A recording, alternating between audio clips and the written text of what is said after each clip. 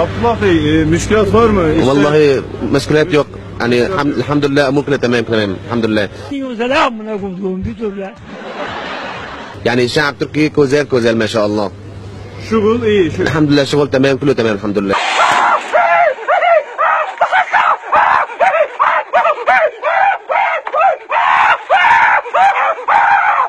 Birkaç kelime soralım yardımcı olursa. Merhaba. مرحبتين hoş geldin. مرحبا Müşkülat var mı? Yok müşküle. Türkiye'ye ne zaman geldiniz? 2 şahar.